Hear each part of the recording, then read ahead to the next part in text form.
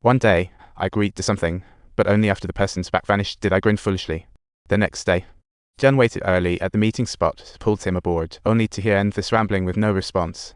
I felt like the air was so sweet that it could almost float, only to discover that Jen couldn't paddle a boat at all. Thankfully, after some trial and error, the boat started to move. Thus, these two scaredy cats arrived at the legendary haunted house. Jen nervously peeked inside, and then he bolted like he saw a ghost. Curious Zhuxi crept closer. The moment the door opened, he screamed and turned to run too. They both knew it was just a homeless guy, but still, they yelled in perfect harmony. For a moment, it felt like all their worries vanished, only to hit a sudden downpour. The rain nudged the little boat across the river. They exchanged glances and decided to find the dock through the rain. The ground was slippery, and Zhuxi twisted his ankle, and I was like, okay, deal. Looking at the pouring rain, Zhuxi hesitated for a moment but chose to hop onto Jun's back as the rain drummed on. The rice fields swayed under the rain, almost like a beautiful painting, as they sheltered under a melon shed.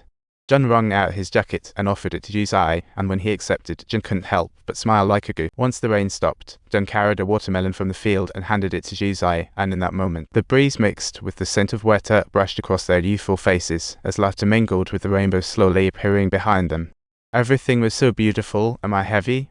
No way, I'm as light as a feather. Zhuxi could easily stroll here as a child, felt like flying now. Public property, wait. No way, it's definitely not public property. Moonlight poured down as fireflies started to twinkle. Zhuxi saw fireflies he liked, sat them by the bridge, rolled up his pants, and walked into the river.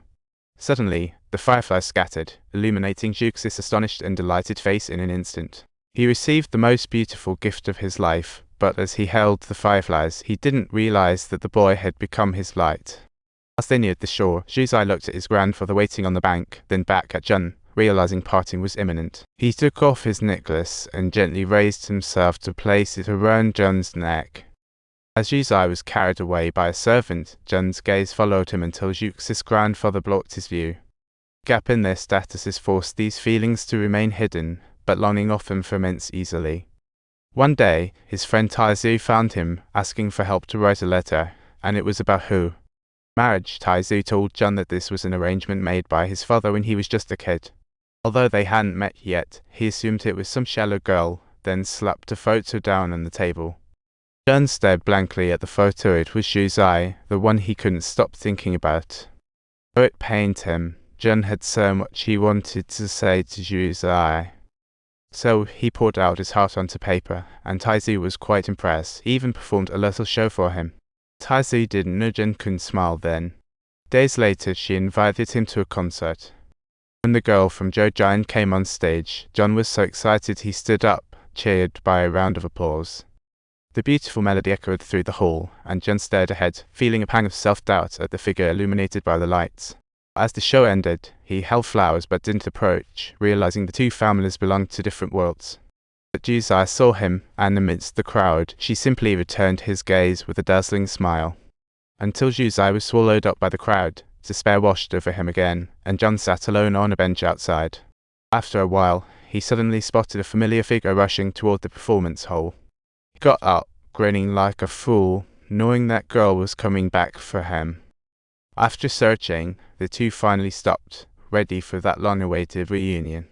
Their gazes met. He offered the flowers, but the opening lines he had rehearsed turned into just a simple greeting. "Hey, how have you been lately? I know, are you getting hungry now?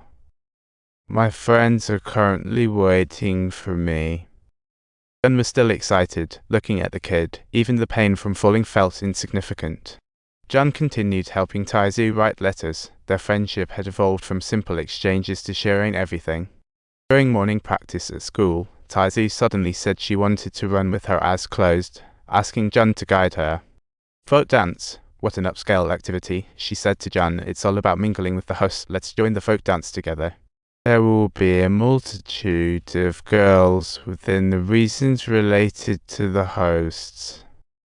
However, she didn't realize Jun and Zhuxi already knew each other well, and Zhuxi had no idea that Jun and Taizu were actually such good friends.